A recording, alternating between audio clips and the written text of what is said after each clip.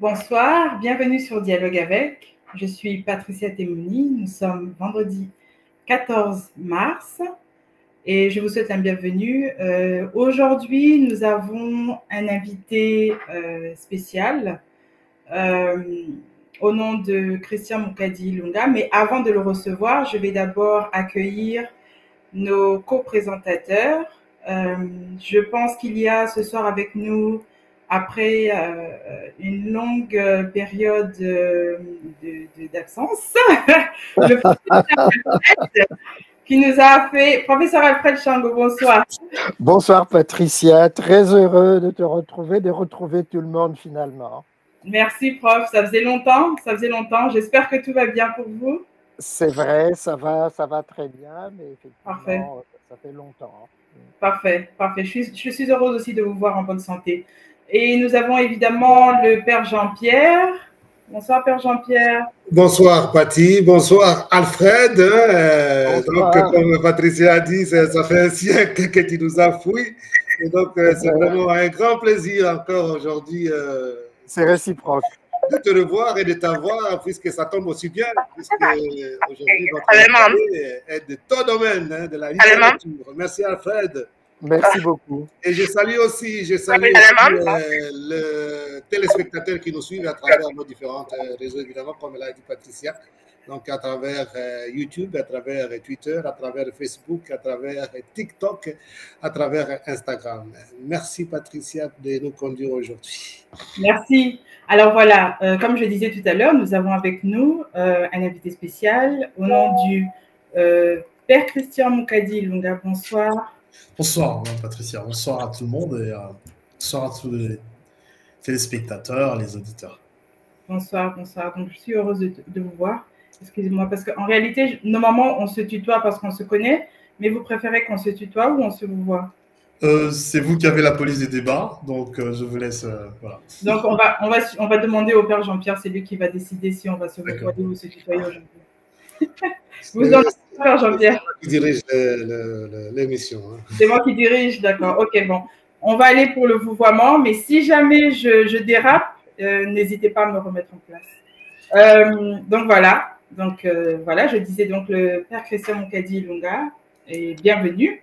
Merci. Et donc, je vais donner la parole au Père Jean-Pierre qui va commencer à vous poser les premières questions. Merci. Alors, ce n'est pas encore des questions, mais c'est le starting point, donc le point de départ quand nous recevons nos invités, c'est de donner la parole à l'invité pour qu'il puisse un peu nous parler de son parcours. Alors, comme notre invité est là aujourd'hui, nous allons demander à Christian Moukadi Lunga de nous parler un peu, tout petit peu, de son parcours de vie. Et voilà, et vous avez la parole. Merci beaucoup pour la parole et tout d'abord, merci pour l'invitation. C'est un grand plaisir et c'est vraiment pour moi un honneur d'être reçu dans cette émission qui mobilise un peu tout le pays, toute la diaspora congolaise et la société congolaise. Merci infiniment pour votre invitation et pour le travail de qualité que vous faites. Vous savez, c'est toujours difficile de parler de soi-même, très difficile. Peut-être je peux te donner quelques repères liés à ma personne. Je m'appelle Moukadi Lunga, Christian. Je suis né le 24 janvier 1990 à Likassi, au sud-est de la RDC. Likassi, c'est Jadoville à l'époque, comme on l'appelait. Pour référence, la ville qui a vu naître Moudimbe, Ilunga, quelqu'un comme, je crois que c'est Kabulo Mwana Kabulo aussi, d'heureuse mémoire. Et c'est là que je suis né. Je suis derrière de ma famille. Je suis né d'un employé de la Gécamine, donc la ville minière de la Gécamine. C'est là que j'ai fait mes études primaires, maternelles, primaires, secondaires. D'abord à l'école La Gécamine, où tous les employés de la Gécamine étudiaient. Et puis après, j'ai étudié une partie de mes études secondaires chez les frères Xavériens, au collège Toutazamié à Likassi. Et puis après, j'ai étudié à l'Institut Saint-François Xavier à Likassi, où j'ai fini à l'option commerciale informatique. Et après, quand j'étais en train sur le point de finir en humanité déjà, j'avais une grande passion pour le journalisme. J'ai rêvé d'être un journaliste. Et donc, j'ai passé 5 ans en train de travailler dans un média local, dans des médias locaux d'ailleurs. Je suis passé par 3 médias locaux, ou médias locaux à l'ICASI, la RTL 4, Radio-Télévision l'ICASI 4 commune, et puis après la RCK, Radio Communautaire du Katanga, et puis après la Alpha-Diri Télévision.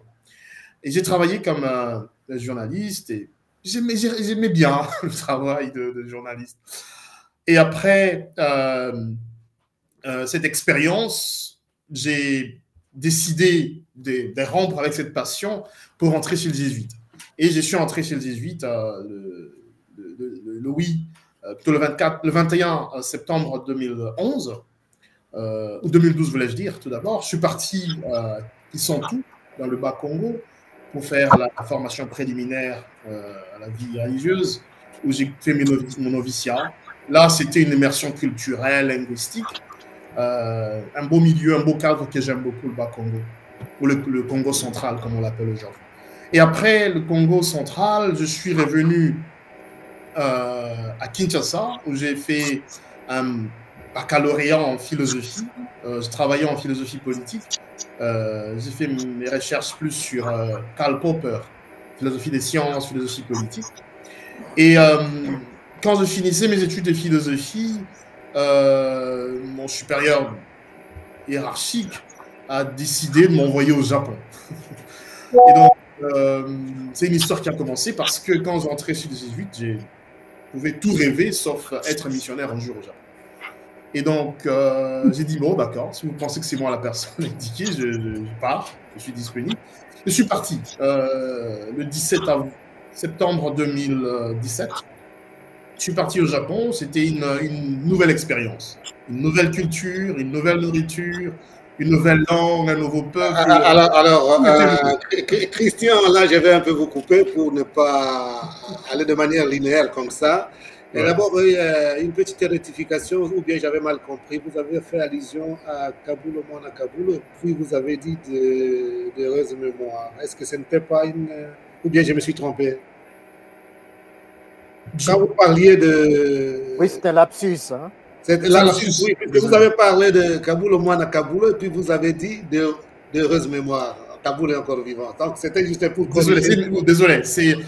pour que ça ne reste pas dans tout à fait, merci beaucoup. On va nous attaquer d'avoir déjà mis à mort c'est une erreur. Je le souhaite voilà. Je pense que c'est confondu. C'est vraiment un lapsus. Je m'excuse beaucoup. Je le souhaite vie, prospérité. Je crois que c'est l'ancien journaliste de la RFI. Oui, qui s'occupait de... Désolé. Ouais, voilà. C'est des Kassomo que j'allais parler. D'heureuse mémoire, qui est décédé il y a 2 ans. Oui, tout à fait. Ouais, c'est de lui que j'allais parler. C'est un lapsus. Merci pour... ok. Alors, une autre petite question, puisque quand nous allons au Japon, ça va beaucoup nous concerner d'ailleurs aujourd'hui. Restons d'abord au Congo, en République démocratique du Congo. Revenons un peu sur cet aspect-là, puisque ça m'échappait, puisque vous êtes mon jeune confrère, que vous avez essayé de faire le journalisme. Alors, expliquez un peu. C'était après l'école secondaire, je crois. Ça, oui, en fait, après l'école secondaire, avant d'entamer l'étude universitaire, ou entre les deux, je le faisais parce que c'était une passion qui me provoquait, une passion, mais aussi comme étudiant dans le SIA, j'avais pas mal d'amis qui travaillent dans le média, qui sont dans le média, surtout à Lubumbashi. Des gens peut-être qu'on ne saura pas tout le monde, citer tout le monde ici, FX Motoke qui sont à RTNC, Katanga et tout ça, qui m'inspiraient et je voulais travailler avec eux. Et comme jeune élève et jeune étudiant, l'ICASI, ça m'intéressait et je voudrais bien faire ce métier-là. Voilà, merci beaucoup. Maintenant, il y a peut-être Alfred qui est là, et puisque, bon, quand même, si c'est Patricia qui nous dirige, et là, ça fait partie de ma question pour ne pas arriver directement au Japon, puisque c'est quand même une expérience exceptionnelle. Les jeunes Congolais qui quittent son pays pour aller au Japon, là, nous allons approfondir un peu des choses, puisque le Japon, ce n'est pas derrière la porte. Alors, je ne sais pas. Alfred, déjà une question jusqu'à ce point-là? Oh, oui, bon, je vois très bien le parcours de l'ICACI. Bon, parce que Jambo-san, habari. Nzuri. Oui, une partie de ma famille aussi a vécu à l'ICACI. Donc, le papa avait travaillé à la GECAMID aussi. Donc, voilà. Donc, c'est très intéressant ce parcours-là, cette envie de la presse aussi. Juste d'abord, une petite question. Quand tu quittes Lubumbashi pour venir étudier à Kinshasa, est-ce qu'il y a le même dépaysement ou tu es dans ton élément? Peut-être pour le dire, je crois que j'ai partagé avec qui voulait m'entendre, c'était un choc culturel. Je voyais comment le Congo était divers. Même si on parle du Congo de manière générale, il est très divers, le Congo. Il est très, très divers. Les mentalités et les premières impressions, quand j'ai descendu en Dili, j'avais l'impression que tout le monde courait dans tous les sens. Il était 14 h, je me rappelle, il faisait très chaud. Et il me disait, mais j'arrive du côté Massina, en train de passer, mais tout le monde court ici. J'avais l'impression que tout le monde courait. Et je sentais vraiment la différence que, même si on est au Congo tous, mais le Congo est très, très, très divers. Oui. Donc il y a déjà là le choc du dépaysement qui arrive. Et ça, souvent, c'est le cas quand, en tout cas, on quitte pas seulement le Katanga, le Lubumbashi, mais quand on vient de la province et qu'on arrive à Kinshasa, effectivement, il y a ce dépaysement. Même quand on revient d'Europe à Kinshasa, il y a ce même dépaysement. Tout à fait. Et donc, ça, c'est fort bien. Et donc, quand tu commences le journalisme en amateur, est-ce que tu as l'idée de la suite, justement, de cette intention-là? Quelle intention? Je n'ai pas bien saisi la question. De continuer dans le journalisme. En fait, c'est un métier qui me passionnait, comme je l'ai dit. Je me voyais journaliste, en tout cas, quand je finissais. En fait, je me voyais deux choses. Journaliste et professeur d'université. C'était mon rêve d'enfant que j'avais. Et la communication m'est passionnée. Et je voudrais bien être journaliste, passer à la télé, tenir des émissions radio. Voilà, la passion qui me portait. Mais voir l'issue sur le long terme, il était un peu difficile parce que j'ai réfléchi ça à ce moment-là, entrer chez les jésuites. Et donc, j'étais en train de peser entre deux choses. Soit je continue avec ma carrière, ou soit j'entre chez les jésuites. D'ailleurs, je me rappelle partager avec un jour, c'était un festival qu'on appelait le festival Nzenze, qui était organisé par M. Demopassa dans le Katanga. J'ai rencontré Salomon Bimanchar. C'est peut-être qu'il aura l'occasion de suivre cette émission, il va se rappeler. J'ai parlé de mon désir de partir chez les jésuites. Il me dit, mais tu as du talent, pourquoi tu vas arrêter et partir?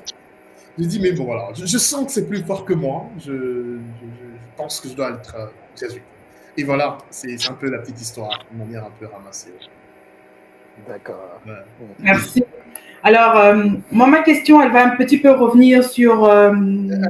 Pardon, Patricia. Hein? Oui.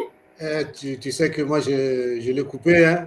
Quand on finit son parcours, c'est moi qui l'ai coupé. Oui, justement, non, c'était à propos de son parcours, c'est une question... Ok, vas-y, Oui. Pardon, Pati. Alors voilà, donc ma question, Christian, vous, en fait, qu'est-ce qui vous a poussé à vous intéresser à la philosophie durant votre parcours universitaire? Merci beaucoup, hein. C'est une question intéressante.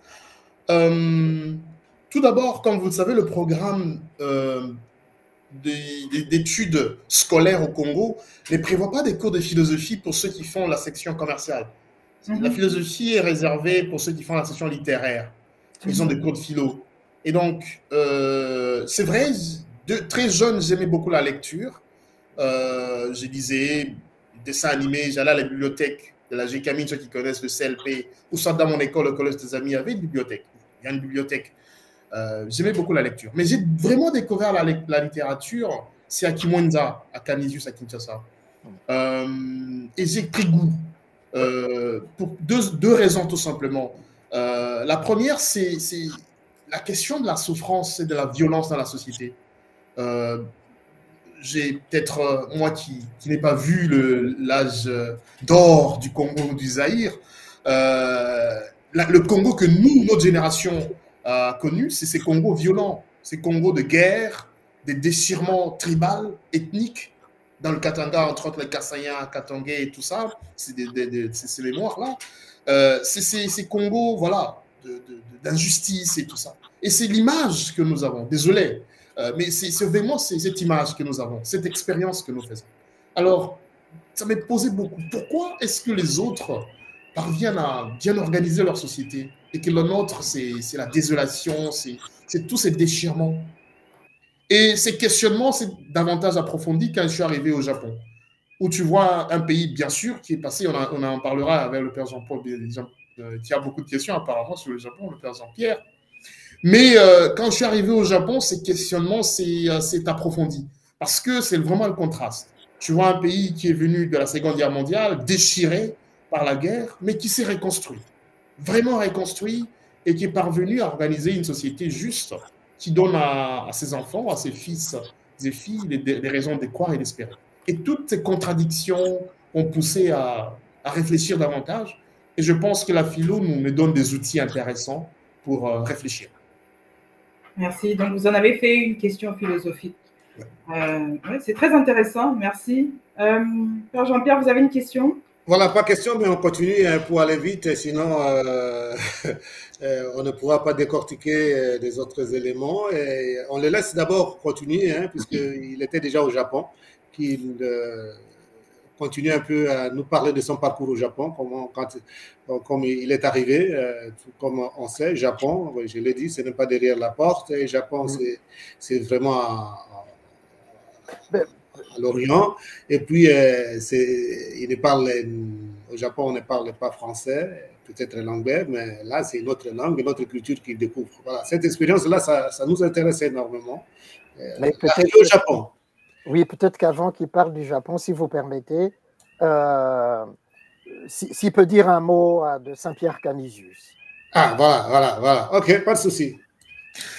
Merci. Saint-Pierre Canisius, c'est là où c'est le lieu où les jésuites d'Afrique font la philosophie en langue française. C'est une faculté de philosophie qui a deux natures, ecclésiastiques, c'est-à-dire pour la formation de prêtres, mais aussi civile. Fait partie de ce qu'on appelle l'université Loyola du Congo. Et Saint-Pierre Canisius, c'est un peu comme la citadelle. C'est ces lieux où tout a commencé, cette passion pour l'écriture. C'est là que j'ai appris à écrire, c'est là que j'ai appris à réfléchir sérieusement, parce que j'ai rencontré des hommes dédiés ou des professeurs d'université, enfin, professeurs dédiés à l'enseignement. Et c'est un lieu où la discussion, la réflexion, la rigueur de la réflexion est vraiment sérieuse. C'est vraiment là que j'essaie de faire mes premiers pas dans la réflexion philosophique, mais dans l'écriture également.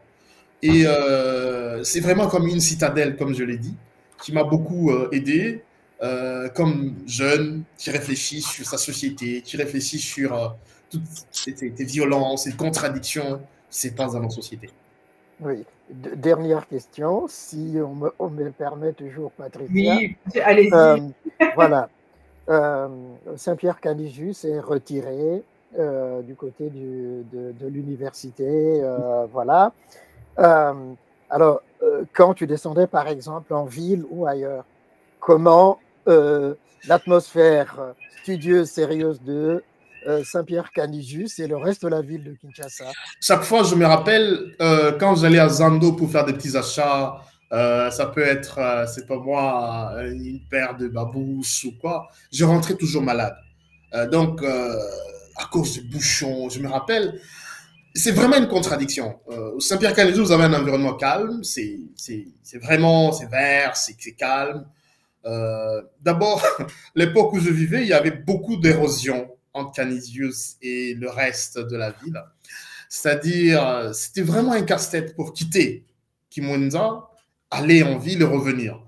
si vous avez un programme pour la ville, c'est toute la journée. Donc, il faut vous dire que voilà, la journée de demain, elle est consacrée à aller chercher vraiment un pantalon à Zando.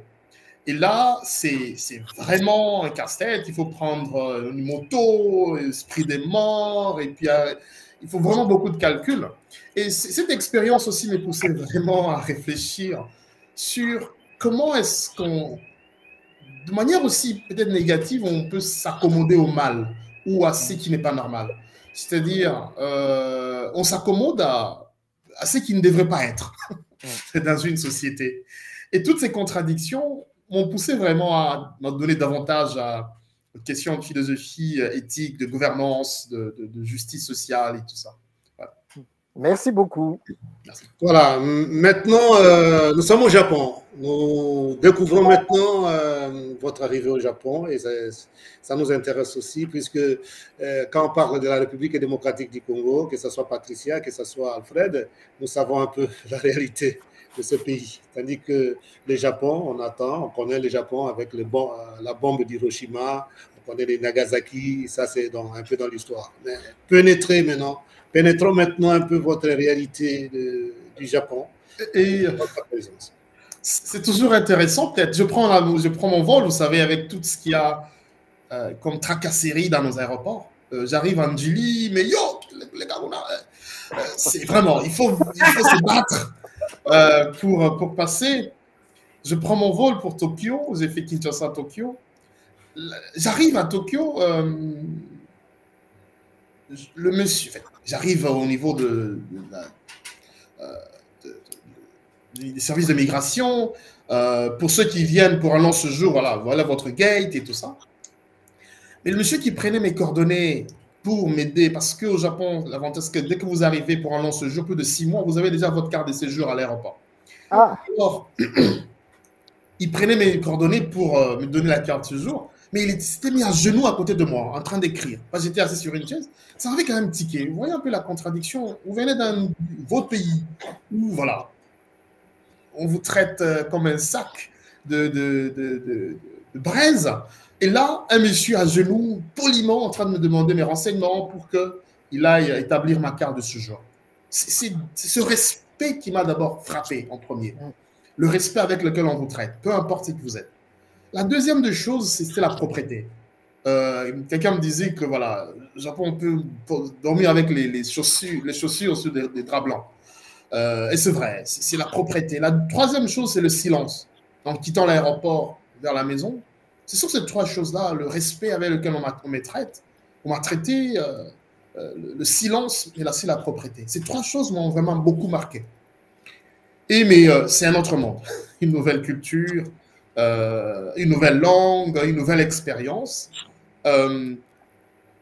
Ce qui est intriguant ou intéressant, c'est que voilà, on arrive là, le seul japonais que j'avais à l'époque, c'était le karaté, un peu le Ichi-ni-san, j'ai fait un peu de karaté quand j'étais jeune. C'est le seul mot que je connaissais en japonais. Donc, comment compter de 1 à 10. Et parce que quand on fait le karaté, le judo, on utilise des mots en karaté. Voilà. Et donc, il fallait commencer par apprendre la langue. L'insertion culturelle, comme vous le savez, la langue véhicule une culture. Et la culture, c'est véhicule à travers une langue. Il n'y a pas... On ne sépare pas les deux. Et c'était le début de l'immersion culturelle et linguistique. Il fallait donc commencer par apprendre la langue et la culture. Et ce qui est intéressant, c'est de voir, après avoir quitté toutes ces réflexions de Kimwenza, mais réfléchir sur Kant, la critique de la raison pure et tout ça, il faut apprendre l'alphabet comme à l'école maternelle. Répéter après les profs A, B, C, D. Et c'est une expérience frustrante. Ça demande beaucoup d'humilité, beaucoup d'abnégation, parce que, bon, on vous traite comme les enfants de l'école maternelle, hein, vous devez reprendre après les profs. Et ça m'a pris 1 année et demie, l'apprentissage de la langue. 1 année et demie dans une école des langues, où j'avais des cours chaque matin, et après-midi, j'essaie de m'occuper aussi, de faire autre chose. Et surtout, j'avais beaucoup de projets d'écriture, le début de mon roman et tant d'autres articles. Cette expérience de la langue m'a aidé à comprendre beaucoup de choses sur la société japonaise, parce que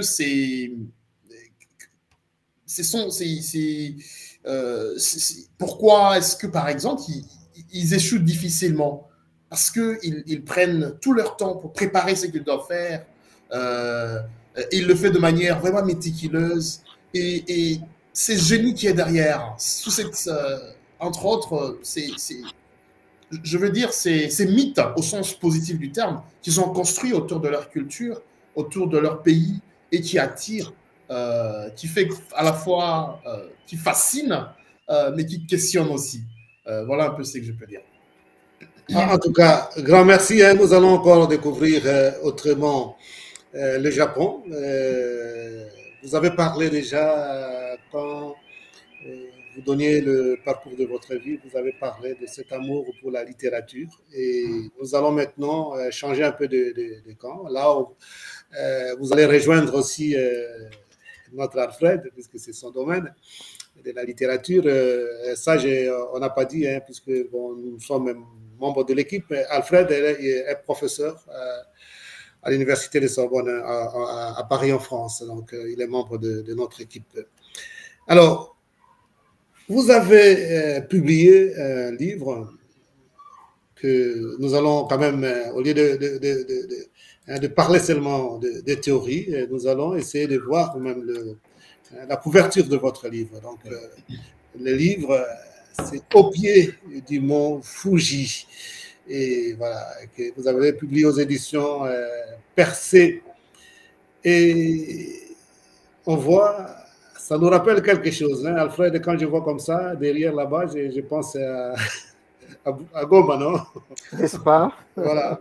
Mais ça, je crois que c'est le mont Fuji. Donc, ça, c'est le livre que vous avez publié. C'était l'année passée, en 2024. Un roman, tout comme un film, part toujours d'une réalité. Et peut-on dire que c'est aussi votre cas, puisque, comme mentionné dans la 4e page de votre livre, hein, dans la couverture, on a écrit au pied du mont Fuji, publié donc en 2024, comme je l'ai dit. On parle de votre expérience d'étranger en Asie, et précisément au Japon. Donc, pouvons-nous dire que c'est un roman, puisque c'est un roman, comme je l'ai dit, hein, un roman comme un film, mais ça part toujours d'une réalité. On peut dire que c'est votre expérience que vous avez traduit autrement. Je peux dire oui ou non. Oui et non. Oui et non, parce que c'est un roman fiction qui est différent d'un roman d'aventure. Voilà, c'est un roman fiction. Et comme la 4e de couverture le dit de manière subtile, une fiction n'est jamais été fiction à 100%, parce qu'on est humain, donc on laisse, comme disait quelqu'un, écrire, c'est un peu comme se déshabiller en public. On se laisse lire par les autres, on se dénide, et les autres voient nos forces, nos faiblesses, nos inquiétudes, nos peurs, nos questionnements. Et ce qui est vrai, mon expérience d'étranger dans ces pays un peu exotiques, un peu différents. Comme disait quelqu'un, il y a le monde et puis le Japon. C'est cette société différente de la mienne, une culture tout à fait différente de la mienne, la langue et tout ça. Il m'est arrivé à un moment de me demander qu'est-ce que cela veut dire, être étranger dans une autre culture. Qu'est-ce que cela veut dire être congolais, africain, noir, dans une société qui n'est pas la sienne? Cela veut dire quoi? Et quel sens je peux donner à cette étrangeté, si vous voulez, à le fait d'être étranger? Quel sens je donne à cela?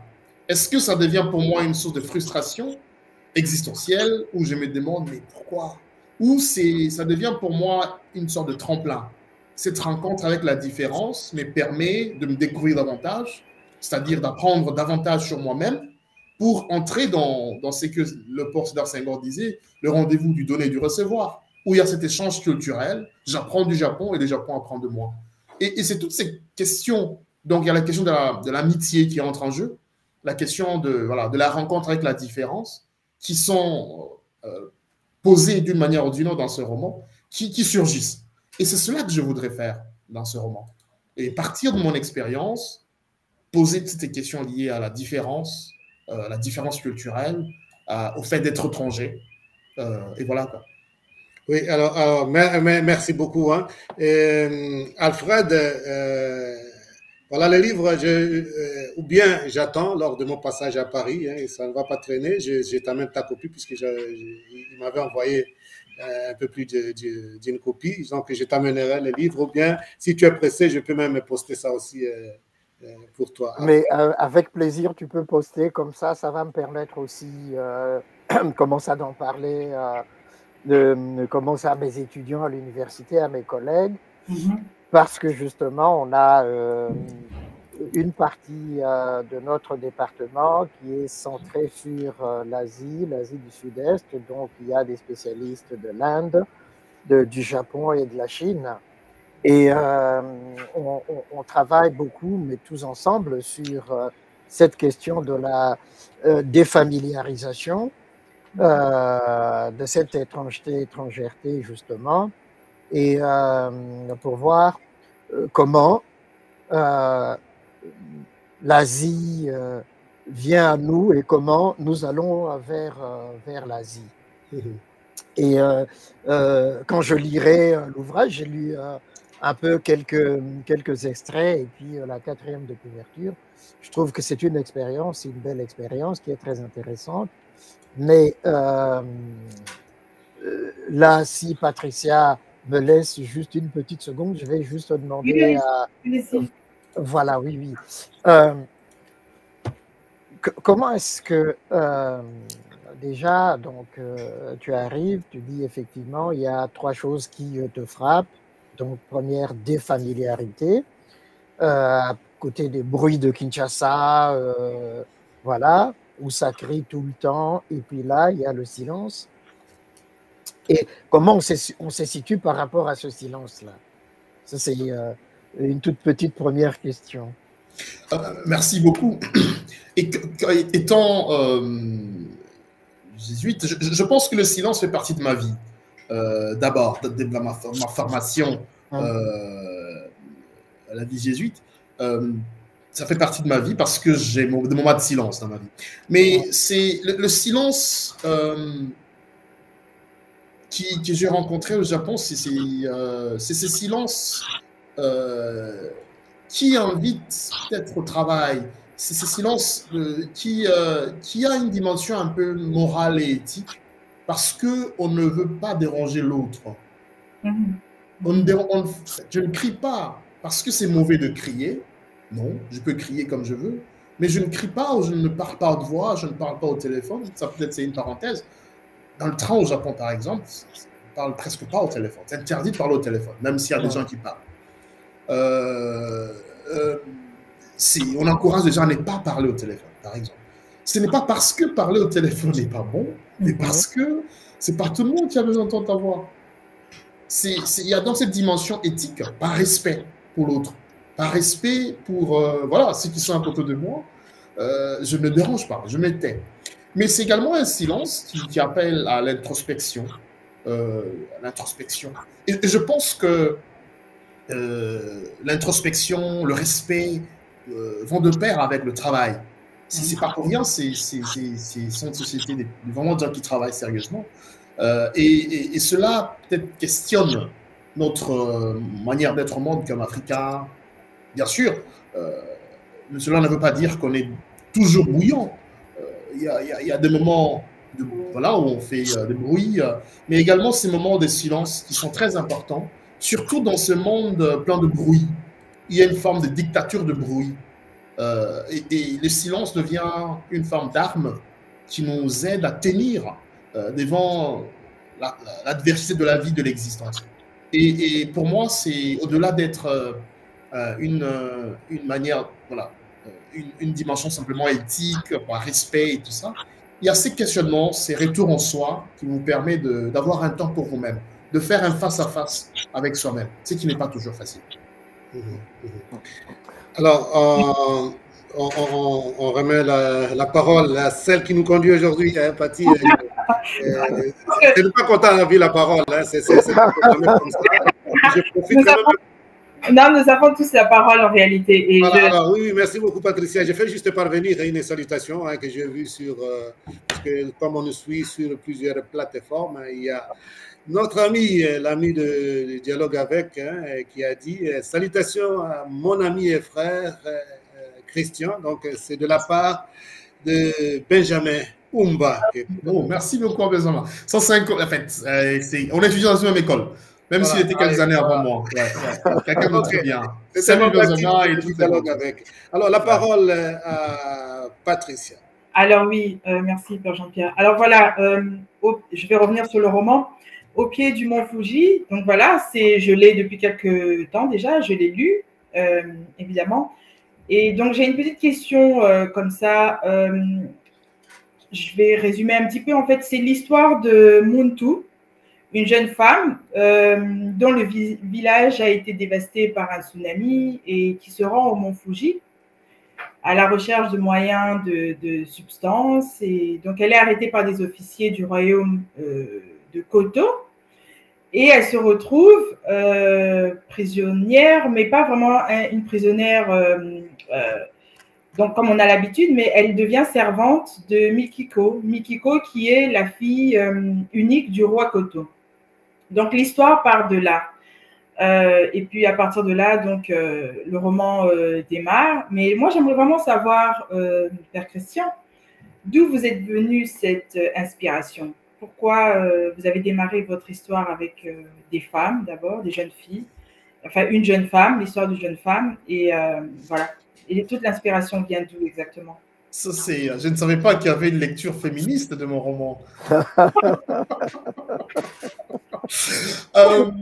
C'est vrai. Cette question m'avait été posée quand je faisais le book launch, quand je faisais le book launch de mon roman. Je pense que je voudrais, ou j'ai voulu mettre un peu à l'avant la femme. Cela est dû à l'influence que j'ai reçue de ma vie personnelle. J'ai perdu mon père quand j'avais 5 ans. Et donc, je suis grandi avec ma mère, qui n'était pas mariée. Elle a joué deux rôles dans ma vie, donc de père et de mère. Et cela a beaucoup influencé jusqu'à ma manière d'être, de réfléchir.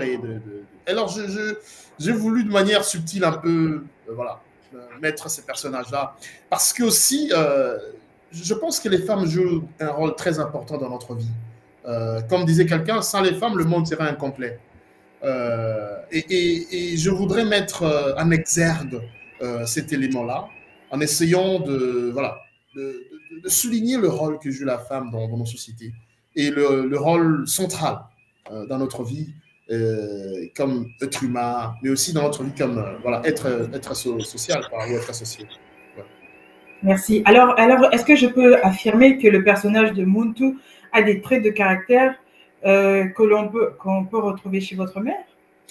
Je ne sais pas. Ou vos sœurs, peut-être? Je ne sais pas. Peut-être les critiques littéraires, c'est des gens qui font la psycho-herméneutique peuvent voir ça dedans. Mais je ne sais pas l'affirmer. Mais ce qui est vrai, il y a une influence de mon histoire personnelle dedans. D'accord. Merci. Jean-Pierre? Voilà, dans ce sens, bon, on ne fait pas la psychologie ici, il y a toujours le subconscient de ce que nous avons été depuis l'enfance et de ce que nous avons vécu, qui peut influencer tout ce que nous faisons, tout ce que nous écrivons. Donc, c'est difficile quand même de déterminer ça. Alors, Christian, à la page 7 de votre livre, vous faites allusion à un royaume. Et puis, à la page 23, vous parlez d'un lieu mystérieux aussi. Alors, peut-on dire que le Japon serait plein de mystères ou bien quoi? Je crois pas seulement le Japon, mais toute société est un mystère. Tout être humain est un mystère. Dans la mesure où on ne parvient toujours pas à saisir, l'être humain nous échappe toujours. dans sa manière d'être. Et je pense que en disant mystère dans ces romans, je voudrais un peu mettre en exergue le caractère ambivalent du Japon. C'est cette société qui fascine de l'extérieur. Donc, il y a d'une part, pour ceux qui n'ont jamais été là, une sorte de fascination de la culture, de toute cette riche histoire des samouraïs, cette riche histoire de guerre, de harakiri, cet environnement, ces temples qui fascinent. Mais quand on est dedans, on essaie de voir cette réalité d'une autre manière, mais on ne parvient toujours pas à comprendre ce que cela veut dire. Non, pour nous, comme étrangers. Et ça garde un peu, ça met toujours cette frontière, cette ligne entre le fait d'être étranger, être endogène et exogène. Cette ligne-là qui nous sépare de démarcation. Mais aussi, le caractère mystérieux, c'est le fait que c'est très difficile, comme disait quelqu'un, de comprendre ce qu'un Japonais pense ou réfléchit. Parce que, avec tout le respect que j'ai pour ce pays qui m'a accueilli et pour ce peuple qui m'a accepté, le japonais, non, en fait, il y a ce qu'on appelle en japonais, comment je peux traduire ça? C'est qu'on pense et c'est qu'on doit dire, par exemple. C'est qu'on appelle ce qu'on doit montrer aux autres et ce qu'on est vraiment. Ils appellent ça tataima et honne. Et cette différence entre ce qu'on doit dire à quelqu'un et ce qu'on pense fait toujours que voilà, ça reste un mystère. Ça reste un mystère. Et il y a des mots japonais pour le dire. On dit honne pour dire ce qu'on pense vraiment au fond de soi, et tatemae, ce qu'on doit dire devant les gens. Et cette norme culturelle crée un peu une sorte de mystère même dans les relations interpersonnelles ou dans l'interaction sociale. Beaucoup. Patricia, on voit un peu, puisque comme nous savons comment Yves intervient, Patricia, Yves, lui, il soulève la main. Oui. La façon d'agir d'Alfred. Oui. Peut-être qu'il a une question. De temps en temps, il ne faut pas qu'on attende qu'un professeur soulève la main. Ça fait réflexe. Alors, on donne quand même la parole, Patricia, à Alfred, et puis tu réponds. Parfait. Allez-y, professeur. Oui, merci beaucoup. Moi, sans être entré dans le profond de ton roman, mais après les lectures que j'ai faites par-ci, par-là de quelques éléments, j'ai juste une petite question, parce que bon, je connais Hokusai, et puis il y a toute une série de textes qui ont écrit Voyage au pied du mont Fuji. Qu'est-ce que représente réellement ce mont Fuji voilà, symboliquement ou métaphoriquement, réellement? Effectivement, merci pour cette question, une très belle question. Je crois que le mont Fuji représente un peu l'identité japonaise. Ça représente l'identité japonaise parce que c'est quelque chose où c'est un lieu auquel tous les Japonais se reconnaissent, ou tout Japonais se reconnaît. Et donc, ce qui peut-être pas le cas, avec quand on parle de mot Niragongo, bon, il y a des gens qui n'ont peut-être jamais entendu parler de ça, des Congolais. C'est vrai. Oui, mais c'est très difficile d'être au Japon et de dire le mot Fuji, d'être un Japonais qui ne connaît pas le mot Fuji. C'est très difficile.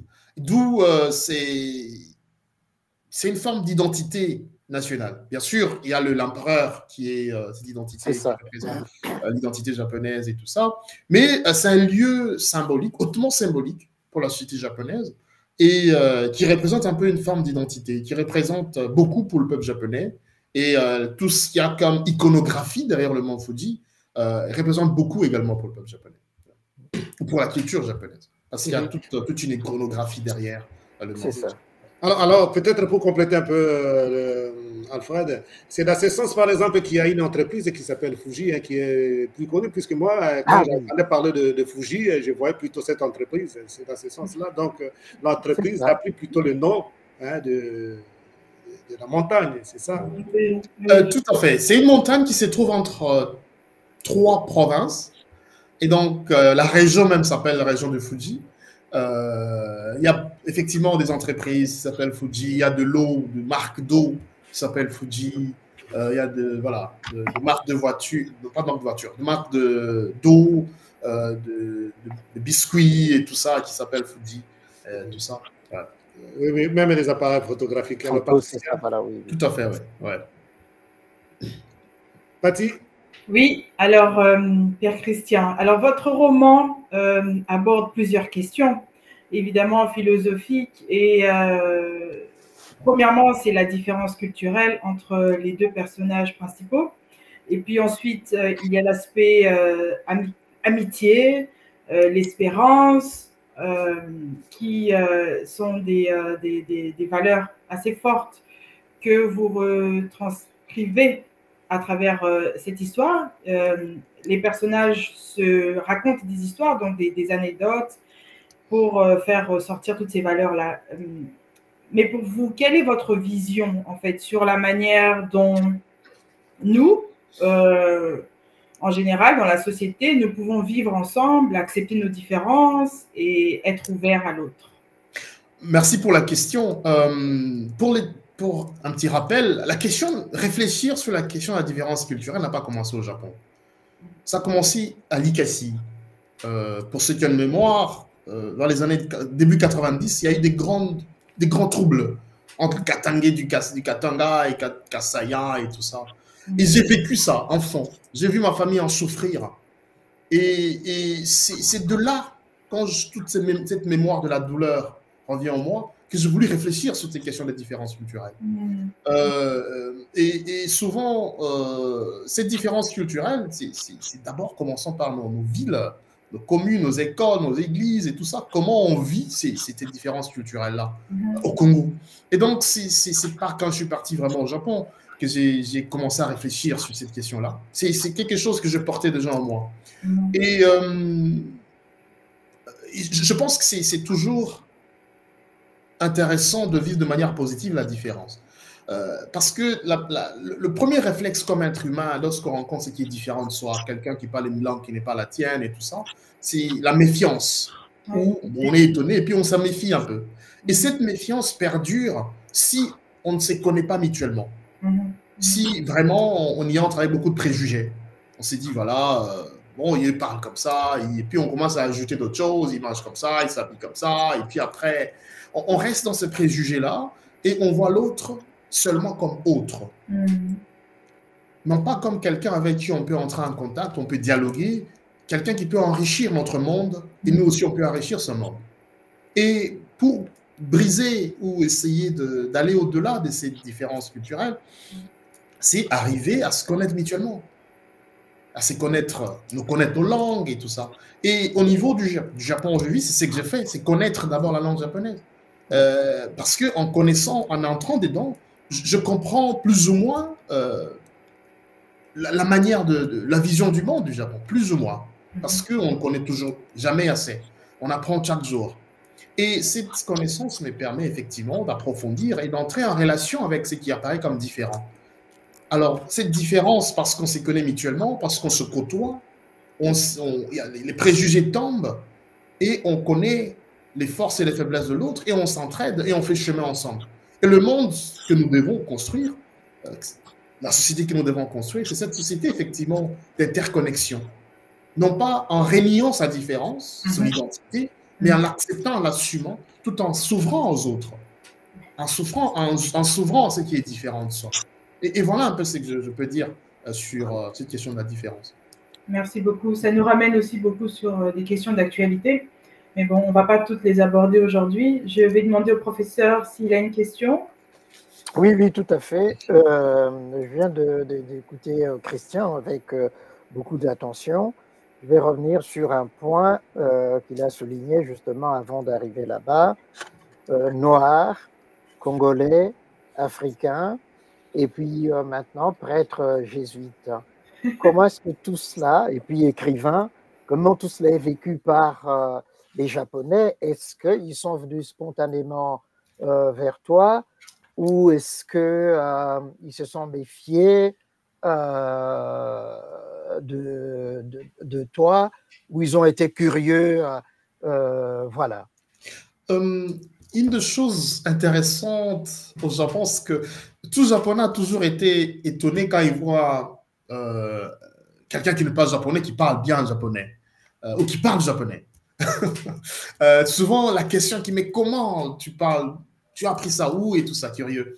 Et ce sont des gens, pour moi, les personnes que j'ai rencontrées, ils sont très gentils et très bons, et qui veulent connaître, apprendre aussi. Parce que, mine de rien, l'Afrique, comment je vais dire, l'Afrique, l'image qu'ils ont de l'Afrique, c'est cette Afrique coloniale ou l'image de l'Afrique véhiculée par les médias occidentaux.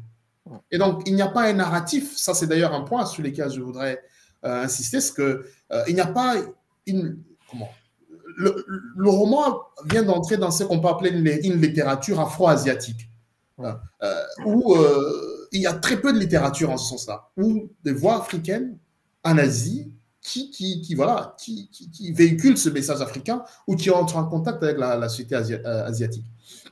Et il y a cet étonnement, tout d'abord, parce que j'ai fait tout mon parcours que j'ai fait, mes études de théologie, de philosophie maintenant, j'ai fait en japonais. Pour un japonais, quand on le dit, voilà, j'étudie en japonais à la philo, et il s'étonne parce que pour les gens, d'abord, la philo, ce sont des choses très compliquées. Exactement. Même si ce n'est pas le cas. Alors, quand on dit, toi, tu étudies le japonais, la philo en japonais, mais dis-moi, il y en a qui s'étonnent, ce qui est vrai. Il y a beaucoup qui s'étonnent, la majorité d'ailleurs, mais il y en a qui sont curieux, qui veulent savoir davantage. Par exemple, il y a un ami japonais qui était vraiment curieux, qui apprend le français, et qui est très très bon en français d'ailleurs, et qui traduit d'ailleurs mon roman en japonais. Ah, super. Et si tout va bien, je crois, à la fin de cette année, le roman sera en japonais. Parce que je j'aimerais avec moi que les Japonais lisent aussi. Ça serait formidable. Et donc, il y a cette curiosité, il y a ce désir d'apprendre, cet enthousiasme-là, qui m'efflate comme étranger au Japon. Merci. Merci. Père Jean-Pierre, vous avez une question? Oui, j'enchaîne avec une question, mais même si quelques éléments ont déjà été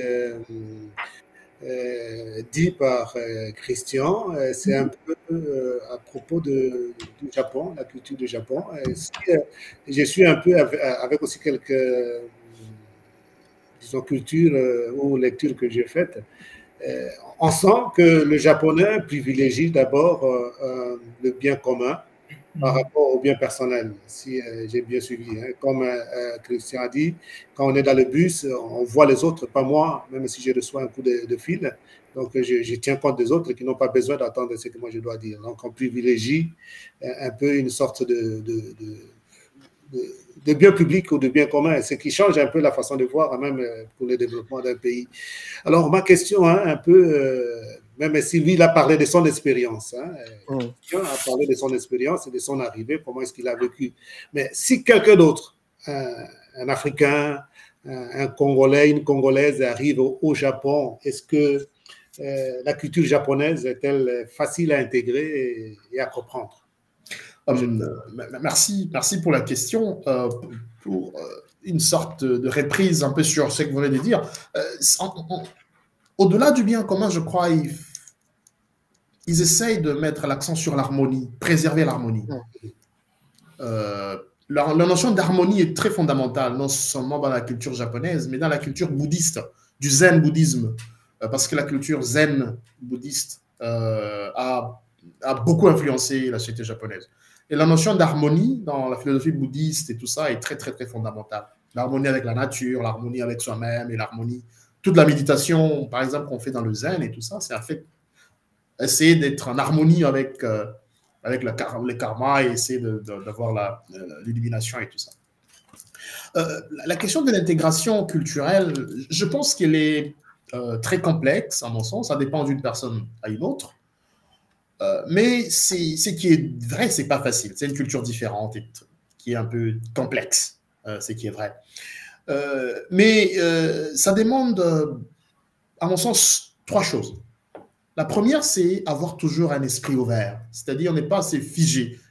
Accepter que il y a une manière de voir le monde des Congolais, d'un Quinois, de quelqu'un qui a vécu à Likasi, c'est pas moi, le Lubumbashi, et d'un Japonais. C'est différent. On est différent, on n'est pas le même.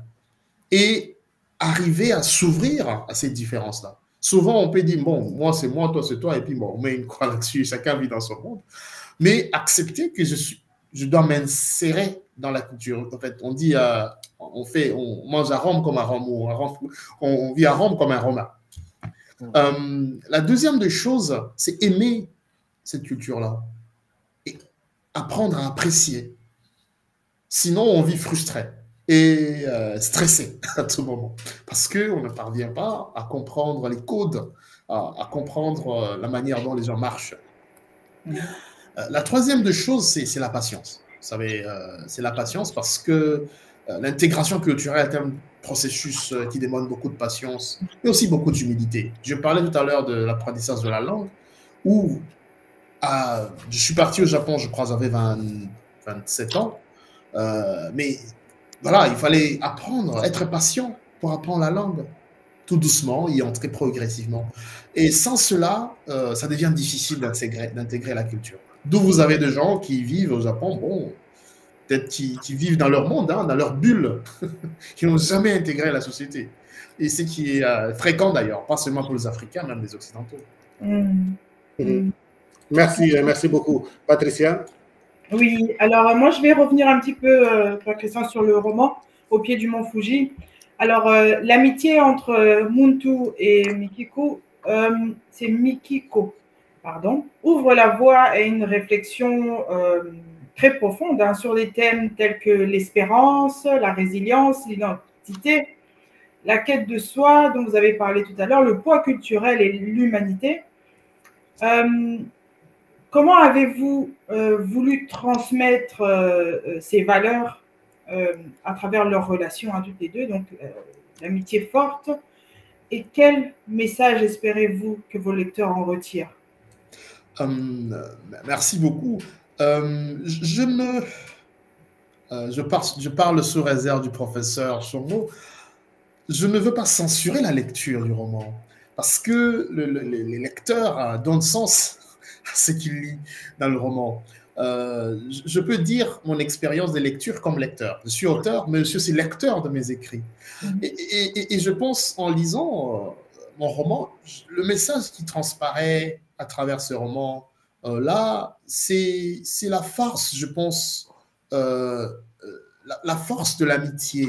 Une amitié qui est basée sur l'acceptation mutuelle, une amitié qui est basée sur, voilà, sur l'espérance. Vous savez, on vit dans un monde qui est en crise de confiance.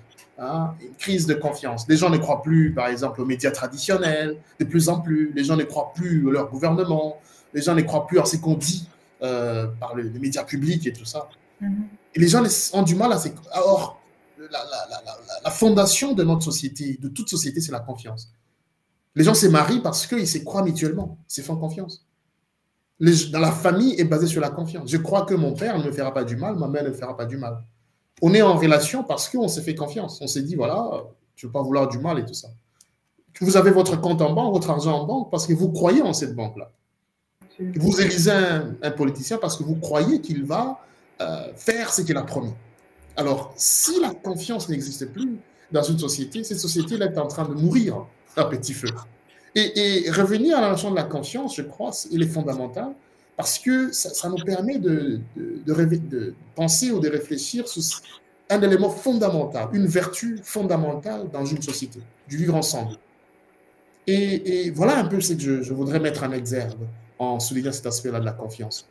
Qu'elle joue un rôle fondamental, non pas seulement entre personnes, mais comme membre d'une société, d'une communauté politique et sociale. À l'église et tout ça, la notion de la confiance est fondamentale.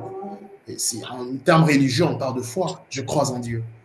Ou je crois vraiment en Dieu. Et cela, en termes politiques, on parle de toute question de confiance ou de trust, comme disent les anglophones, qui est un élément important et qui, chacun de nous doit y réfléchir et voir comment on peut davantage consolider cette confiance-là, parce que ça s'est construit et ça s'élabore. Absolument, magnifique, merci, merci. Oui, on voit bien que les deux personnages principaux se sont vite fait confiance par rapport à des histoires. Et, en tout cas, je laisse les auditeurs et les téléspectateurs découvrir le roman et puis en faire leurs propres interprétations aussi. Père Jean-Pierre, vous avez une question? Peut-être je vois Alfred bouger. Hein. Je donne d'abord la parole à Alfred. Merci beaucoup, Jean-Pierre. Oui, bon, les deux personnages féminins, donc Muntu et Mikiko, comment est-ce que l'une et l'autre parvient à surmonter sa différence pour aller vers l'autre?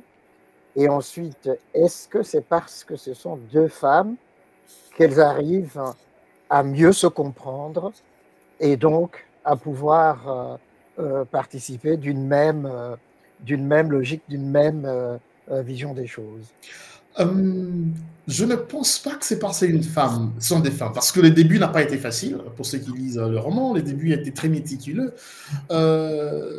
Je pense c'est parce qu'elles sont parvenues à se connaître, à se découvrir. La confiance s'est construite avec le temps, je crois. La temporalité est très importante dans la construction de la confiance.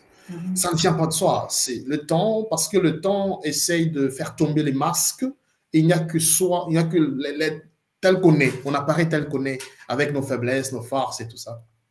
Et c'est le temps qui a fait assez que, voilà, avant, elle s'est, Mikiko qui s'est moquée presque de Muntu, qui s'est, voilà, qui est cette captive qu'on a prise à la rivière, qu'on a ramenée à la cour, qui est servante et tout ça.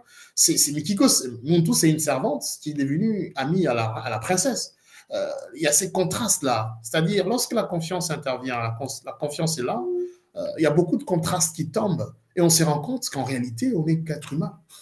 C'est la seule chose qu'on partage. Ce n'est pas superstar, ce n'est pas roi, prêtre ou non pas prêtre, ou pasteur ou quoi. Mais ce qu'on partage, c'est l'humanité. C'est l'humanité qui fait de nous ce que nous sommes. Et donc, si nous partons de ce principe-là, qu'on n'est qu'humain, du coup, c'est Kofi Olomide d'ailleurs qui dit, nous sommes que des humains.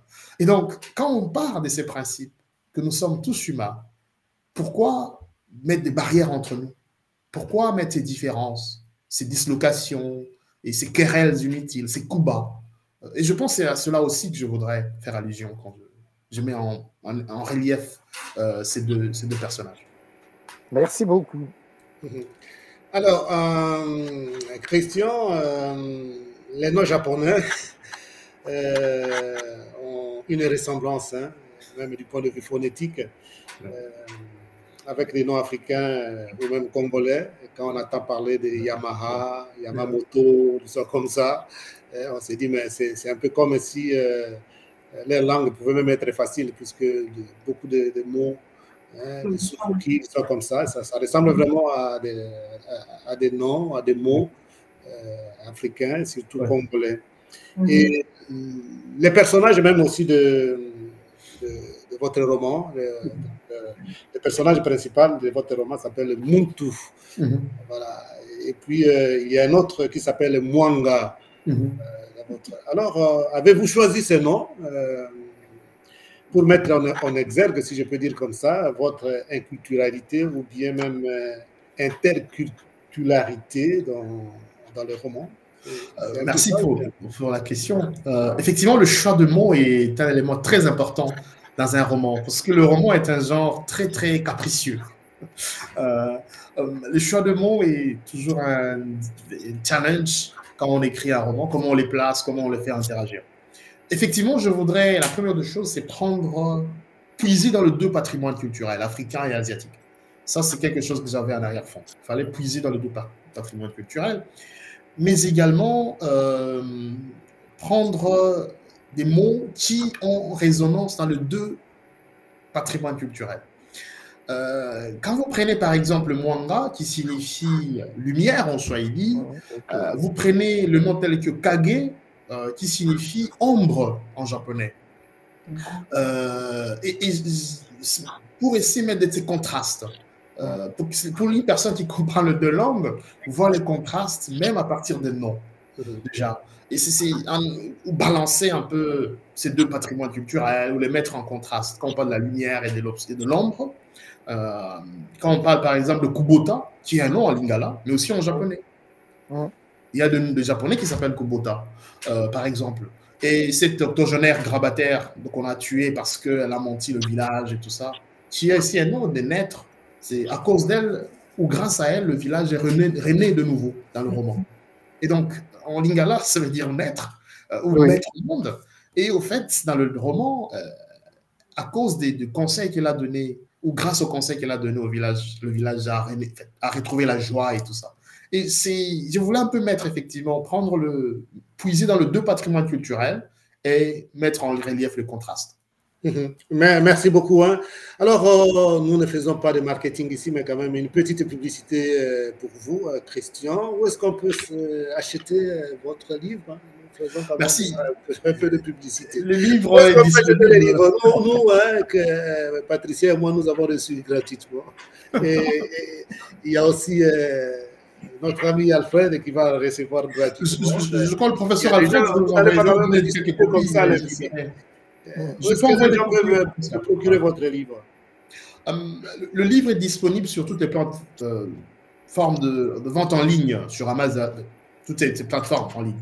Vous en trouverez. Ma grande préoccupation, c'est que le livre soit disponible au Congo. Parce que malheureusement, en République démocratique du Congo, le problème est que quand on écrit un livre avec les éditions extérieures, c'est compliqué d'arriver au Congo. D'abord, ça va coûter très cher. Et puis, j'ai travaillé sur une réédition sur place parce que j'ai gardé mes droits d'auteur avec mon éditeur. Donc, je peux rééditer sans l'aval de l'éditeur. Et je travaille sur une réédition au Congo pour permettre à ce que je sois aussi lu par le MIA. Pas mieux. Alors, la parole à notre... Merci. Oui, je suis là. Alors, Père Christian, votre prochain livre, qui n'est pas encore sorti, Afromanie, c'est le titre. Il est déjà sous presse. J'aimerais savoir un petit peu si on peut en parler maintenant. De quoi est-ce que vous parlez dans ce livre? Vous pouvez juste en dire un petit mot pour les lecteurs. Même si peut-être on pourra encore l'inviter. Oui. Pour parler de s'il peut quand même répondre à ta question, Patricia. Merci. Afromanie, c'est en termes de manie, comme on dit la manie de ceci, la manie de cela. Ce livre est peut-être un peu plus académique que populaire, comme on dit, parce que j'ai fait une discussion sur ce que l'on entend quand on dit Afrique. Ça veut dire quoi l'Afrique? Est-ce que c'est surtout l'Afrique quand voilà, moi je suis africain ou les Africains sont comme ça, on voit dans le média, dans l'Occident. Ça veut dire quoi l'Afrique? Est-ce que c'est cette invention, comme on dit, de la colonisation coloniale, comme le pensent les penseurs ou les auteurs de la post-colonie? Est-ce que c'est cette invention de Berlin? Ou l'Afrique, c'est toute l'histoire de l'humanité qui commence pour les afrocentristes avec l'Égypte ancienne et tout ça. C'est quoi l'Afrique? Et j'essaye, quand on pose cette question, il y a deux perspectives majeures. La première perspective, c'est que il y a des gens qui pensent que voilà, l'Afrique, c'est toute l'histoire qui part de l'Égypte ancienne, depuis le début de l'humanité, l'homme qui est en Afrique et tout ça, qui commence jusqu'à l'Égypte ancienne, la Nubie, jusqu'à l'époque contemporaine, même s'il y a beaucoup de questions qui entrent en jeu. La question de comment tracer cette histoire et toutes ces questions de l'historiographie et tout ça. La deuxième position, il y a ceux qui pensent que bon, l'Afrique n'est qu'une invention de la colonisation. C'est une invention de Berlin. Parce que l'Afrique, dans la subdivision que nous avons aujourd'hui, n'a jamais existé avant 1884-85. Et depuis plus de 60 ans, ou plus de... Ouais, le débat évolue entre ces deux grandes tendances-là. Alors, ces deux tendances sont devenues un peu comme des granites. Pourquoi? Parce que ça ne permet pas de prendre en considération les différentes dynamiques qui se passent sur les continents. Tu as de nouvelles générations de jeunes décomplexés. Pour eux, ce qui l'intéresse, c'est l'entrepreneuriat et tout ça, l'intelligence artificielle et tous ces progrès technologiques qui font des startups. Vous voyez l'Afrique anglophone, par exemple, vous voyez l'Afrique francophone, le Sénégal et tout ça. Il y a des dynamiques de jeunes, des dynamiques nouvelles qui se développent. Alors, si on veut prendre en considération ces dynamiques nouvelles, ces deux tendances ou ces deux positions épistémologiques, l'afrocentrisme et la post-colonie, ne nous aident pas à comprendre ces dynamiques-là. Raison pour laquelle j'essaye de penser que nous devons dépasser ces deux dynamiques et entrevoir ce que j'appelle une afrothérapie. Donc, sortir des visions du monde de l'Afrique fixe, blindée comme ça, ou soit c'est figé dans ce que Moudimbe appelle la bibliothèque coloniale, mais sortir et essayer de penser l'Afrique telle qu'elle se donne à nous, dans ces dynamiques nouvelles et tout ça. Voilà un peu ce que je développe dans ces livres, qui sera sûrement disponible à la fin de ce mois ou le mois prochain en France. Wow. Je suis impatiente. Je suis impatiente de lire parce que il y a encore beaucoup de choses. On a tellement de choses à écrire sur l'Afrique. Je suis sûre que le professeur Shango sera d'accord avec moi qu'il y a vraiment un champ vaste sur l'Afrique et c'est quelque chose de très courageux de votre part. Professeur Alfred, vous avez une question? Oui, non, mais tout à fait par rapport à Formani. Hein, il vient de nous en faire un pitch qui est très intéressant, qui s'inscrit évidemment dans ce courant, mais que des jeunes penseurs africains ou afro-européens soulèvent ces dernières années. Il a cité Yala Kisukidi, hein, ben voilà, qui nous a fait faux bond parce qu'on l'avait invité plusieurs fois, elle avait promis, mais elle n'est jamais venue. Donc voilà, qui tente de réfléchir là-dessus. Et donc, pour moi, c'est une nécessité, justement, pour qu'on sorte du manichéisme de la pensée sur l'Afrique, pour naturellement épouser les enjeux d'aujourd'hui. Et en ce sens, je pense que son ouvrage va dans la bonne direction, qui devrait évidemment continuer à éclairer beaucoup de jeunes Africains. Mais j'ajouterais aussi un dernier point, c'est que ce qu'il a dit tout à l'heure, il faut que je sois lu au Congo. Mais il faut être lu en Afrique parce que malheureusement, le pouvoir d'achat en Afrique, ça n'existe pas pour notre jeunesse. Et puis, il n'y a pas beaucoup de bibliothèques. On en a déjà parlé ici plusieurs fois. Mais pourtant, évidemment, cette jeunesse est avide de connaître, de lire, de découvrir de choses nouvelles. Je pense effectivement que ça va dans le bon sens. Merci. Père Jean-Pierre, vous avez quelque chose à dire ou je peux continuer?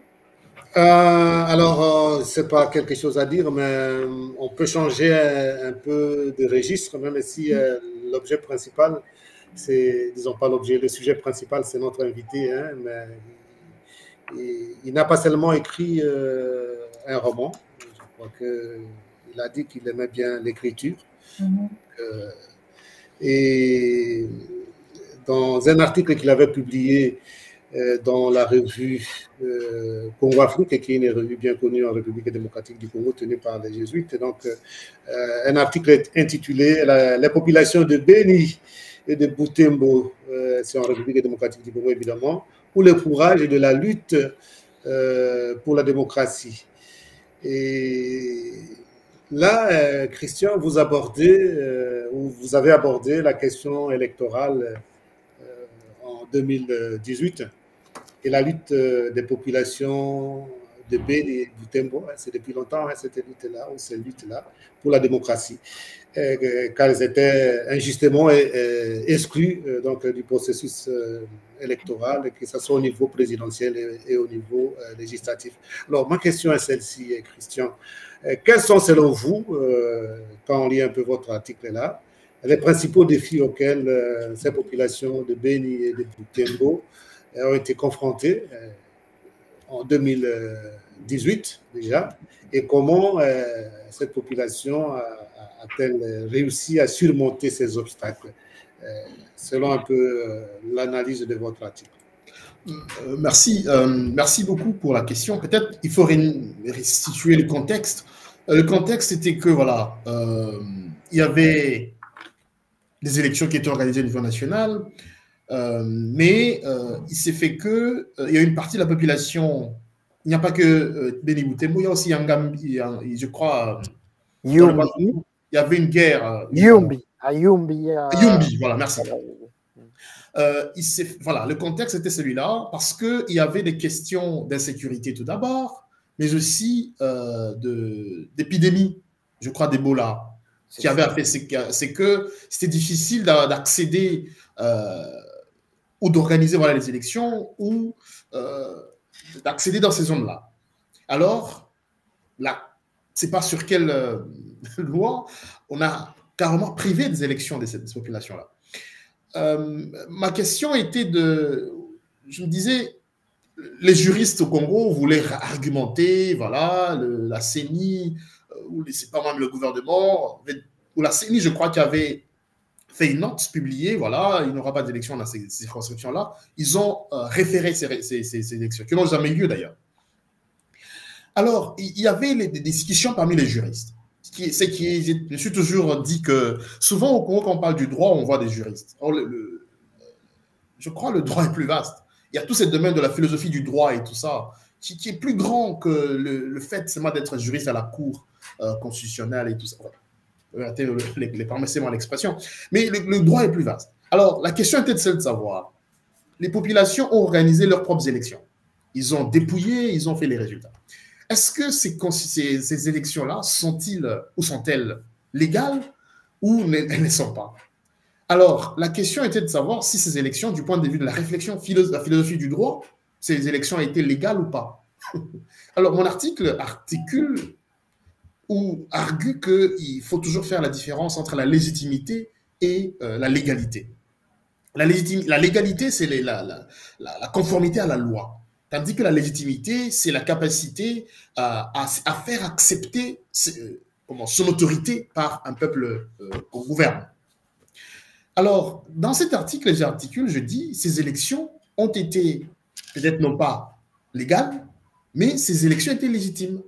Parce que si nous partons du principe selon lequel c'est le peuple qui est l'origine et la destination du droit, c'est-à-dire c'est le peuple qui est l'origine du droit, tout ce qui s'est fait dans la Constitution, c'est l'expression de la volonté du peuple. Donc le peuple est l'origine de la loi, et le peuple, la loi est destinée au peuple. Si nous partons de ces principes-là, c'est-à-dire ces élections étaient légitimes, mais peut-être pas légales. Voilà un peu ce que j'étais en train d'argumenter dans cet article-là. Mais si on entre dans une forme de juridisme clos, on ne comprend pas, c'est la différence entre les deux, la légalité et la légitimité. On peut dire non, ça n'était ni légitime ni légal. Mais moi, je pense que ces élections étaient légitimes, mais peut-être pas légales. Merci beaucoup. La suite, je crois qu'on reste toujours sur cet aspect. La suite, Patricia, une question? Oui, donc, Patricia, en faisant quelques recherches sur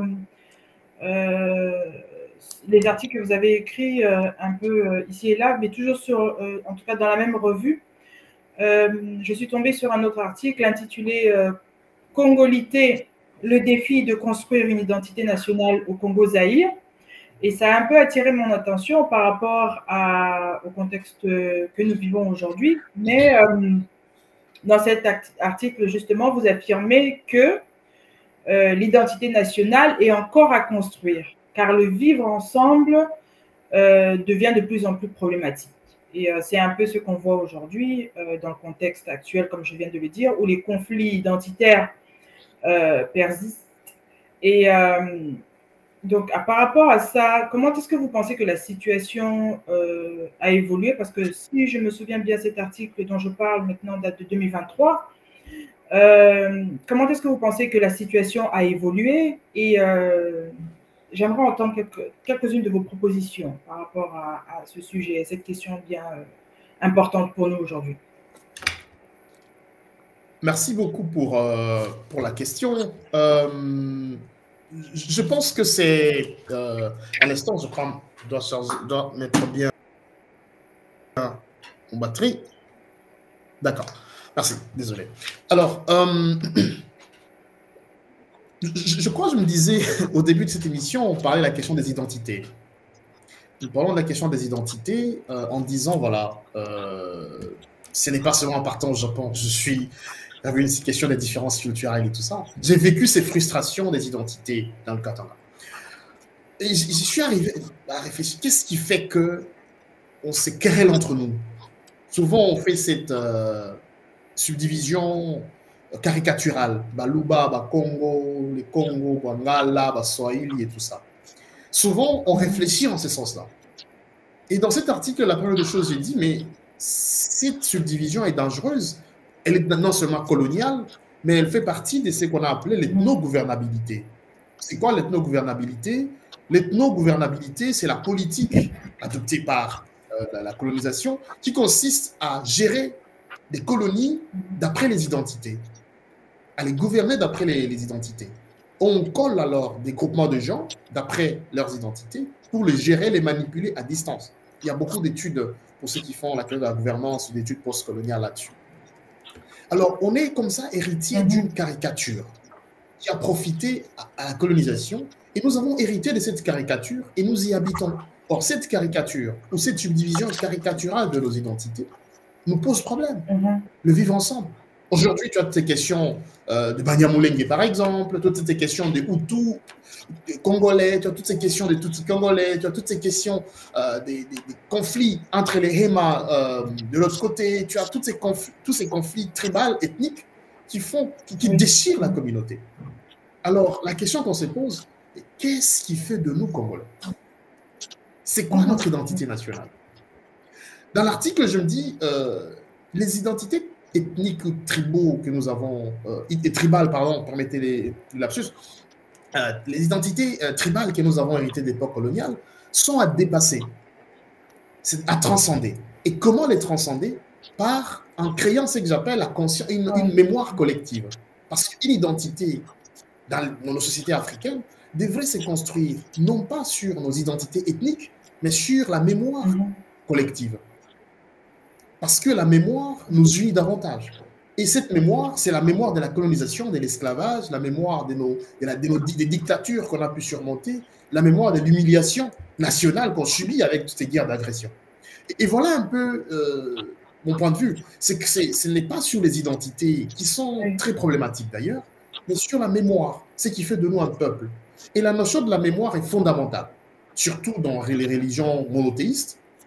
Par exemple, comme prêtre, quand on célèbre la messe, on dit Jésus dit faites ceci en mémoire de moi. En fait, célébrer la mémoire, c'est célébrer toute une identité comme chrétien.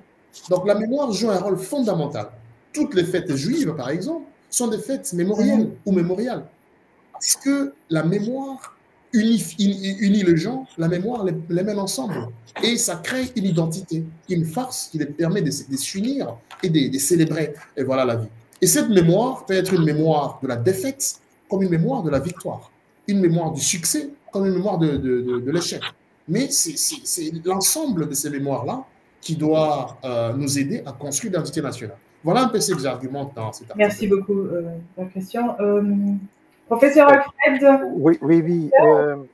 Oui, merci. De la même façon que ce que tu viens de dire, Christian, j'aimerais savoir, mais justement parce que le Japon aussi est divers entre les régions nord, sud, est, ouest, comment ont-ils réussi justement à faire que le sentiment de nipponité puisse être partagé par tout le monde? Oui.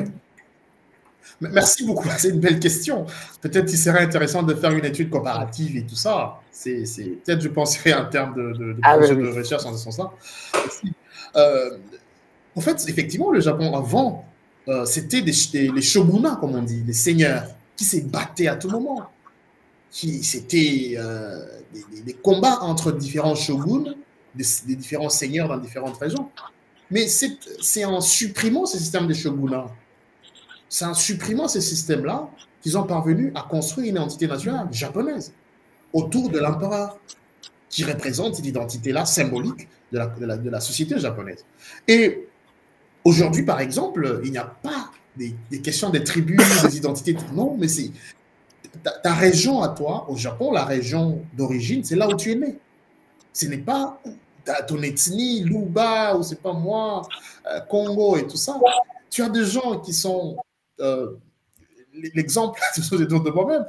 Mes parents sont Luba, mais je suis né et grandi au Katanga. Et donc, pour moi, l'identité, mon identité à moi, ou tout ce que j'ai reçu, c'est le Katanga. Mais quand tu me dis non, tu ne l'es pas, tu es Luba, ça veut dire quoi? Et donc, il y a toutes ces questions-là qui doivent nous pousser à réfléchir davantage autrement, en sortant un peu des clichés ou de l'héritage colonial pour davantage réfléchir notre société dans l'immense. Merci. Merci. Le père Jean-Pierre, vous avez une question? Bon, je dirais que pour le moment, non, pas une question comme telle.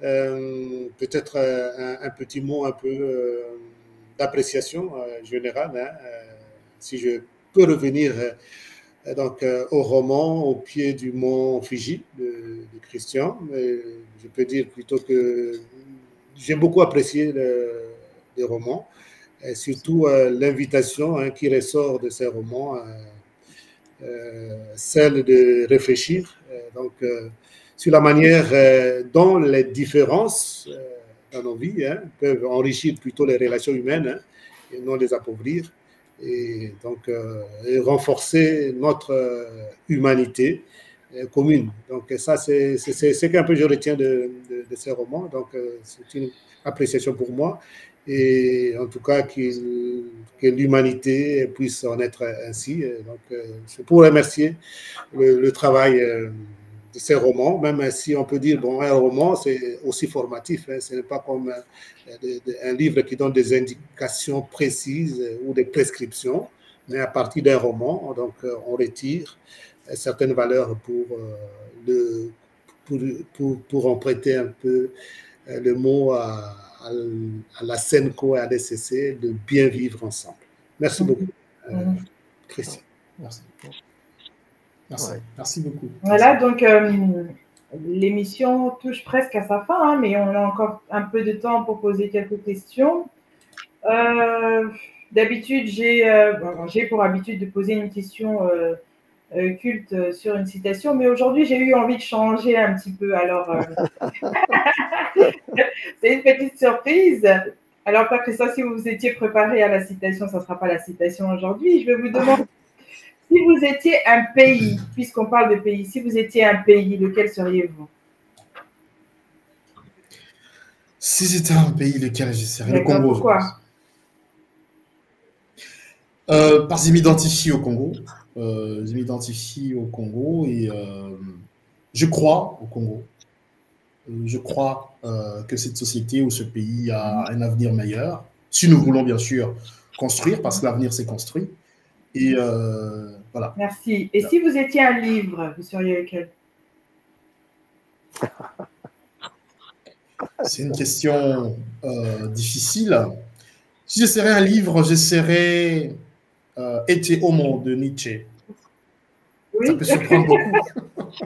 Mais c'est ça. Mais moi, je m'attendais à ce qu'ils disent au pied des... Non, la Bible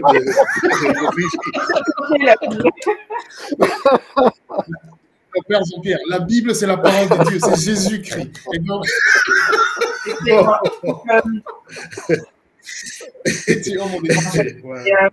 Parce que je pense que c'est un livre qui nous aide, qui nous pousse à vraiment réfléchir sur notre existence et à devenir plus humain et à prendre conscience de ce qu'on peut faire comme être humain. Ouais. Parce que nous avons été créés à l'image et à la ressemblance de Dieu. Nous sommes de Dieu. Donc, si vous étiez une femme puissante, je serais ma mère. Je m'attendais un petit peu à cette question.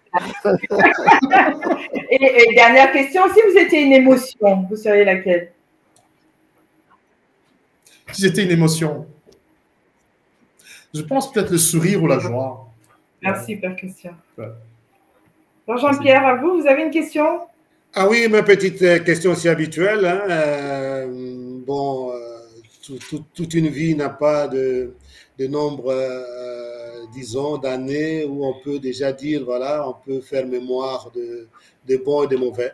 Alors, déjà, même à votre âge, hein, vous pouvez déjà avoir de bons souvenirs, de mauvais souvenirs. Alors, Un mauvais souvenir de votre vie. Un seul. Je pense mauvais souvenir, parce qu'il est encore frais. C'est le jour où on m'appelait pour me dire que ma mère était décédée. J'étais à Tokyo. C'était un samedi. Ça fera un mois le 6 avril prochain. Une année, pardon. Ça fera une année. C'est un très mauvais souvenir que j'ai. Ouais.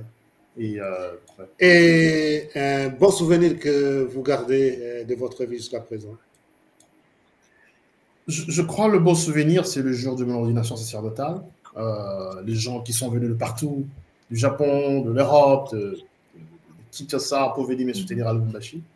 C'est un très, très bon souvenir que j'ai. Voilà, merci beaucoup. Voilà, ce sont de petites questions qui ne manquent pas, même si on peut les adapter, les varier. Alors, je crois, Patricia, avec ta permission, on donne aussi la parole à Fred. Hein. Il pouvait avoir encore beaucoup de paroles aujourd'hui, puisque... Non, mais merci beaucoup. Merci à Christian. Il fait partie justement de nos jeunes Congolais, pas seulement jeunes prêtres, mais jeunes Congolais, qui a pris une voie très exigeante et qui, à mon avis, bien qu'il représente la société de Jésus, mais représente aussi un peu le Congo et puis l'Afrique au Japon, c'est une très bonne chose. La deuxième chose, il entre par l'écriture parce que ce qu'on oublie souvent, mais c'est ce qu'il faut dire beaucoup à nos jeunes, c'est que ici en Europe, en particulier, l'écriture, la littérature, c'est quelque chose. Quand on voit comment tous les grands philosophes ont été aussi des écrivains ou des grands écrivains, ou ils ont voulu être écrivains parce que l'écriture était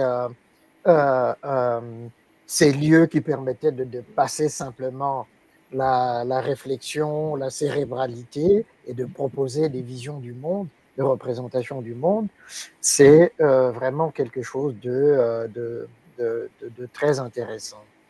Et que pour ça, moi, je l'en remercie. Et puis, il a dit toute une série de choses sur la question de la différence, la manière de transcender la différence, s'ouvrir à l'autre, accueillir l'autre et puis se laisser aussi accueillir par l'autre pour être justement dans cette dynamique-là. Et je pense que par rapport à ces deux articles que vous avez évoqués, je crois que c'est ça qui manque aujourd'hui à la RD Congo. Et si cette, justement, vision des choses pouvait être encore diffusée et rediffusée auprès de notre jeunesse au Congo, ça serait vraiment très intéressant qu'on sorte, qu'on dépasse ces différences-là. Alors donc, merci. Je vais lire au pied du mont Fuji avec beaucoup de joie, avec beaucoup de bonheur. Merci. Merci beaucoup. Très bien. Alors, ça va bientôt toucher à la fin, donc on va laisser le mot de la fin à notre invité et puis on va clôturer pour ce soir. Le mot de la fin, c'est de dire merci tout d'abord. Merci pour ce temps que vous m'avez accordé. C'est un grand plaisir d'être là parmi vous, échanger. Vous m'avez donné de votre temps. Merci aux auditeurs et aux téléspectateurs qui nous ont suivis. Et j'encourage à lire. Et quelque chose qui me porte à cœur, surtout, la plupart de mes écrits sont toujours incarnés, c'est-à-dire le lieu de l'incarnation, c'est le Congo. C'est parti de là. C'est mon espace épistémologique à partir duquel je réfléchis. J'encourage à lire et à avoir des critiques. Souvent, c'est intéressant quand on a des critiques dans les écrits, bien sûr. Et souvent, là, c'est comme ça que la science évolue. J'écris un article, je pense comme ça, vous n'êtes pas d'accord, vous produisez un autre article qui contredit. Et c'est comme ça que la discussion évolue. Des choses qui n'existent presque plus au Congo. Ce qui est dangereux pour le développement de la science, pour le progrès de la réflexion. Mais aussi, j'encourage surtout les gens qui sont dans la politique, les politiciens, à lire les penseurs congolais. C'est très important. Quand il y a cette symbiose. Et malheureusement, on sent que très peu lisent, parce que ça permet à implémenter des lois ou à implémenter des politiques qui cadrent avec la réalité, qu'on essaie de réfléchir et tout ça. Voilà, c'est une sorte de plaidoirie. Et voilà, merci infiniment surtout, et le mot, c'est merci. Merci, Père Christian. Donc, on vous a entendu. Moi aussi, je vais faire comme vous. Je vais encourager nos téléspectateurs à lire Au pied du mont Fuji. C'est un excellent roman, une très belle histoire d'amitié et vous en tirez de très belles valeurs. Donc, je vais vous dire merci et bonne soirée à tout le monde. Mais vous pouvez, si vous voulez, revoir cette émission demain en rediffusion, mais sinon, elle sera téléchargée sur YouTube comme d'habitude.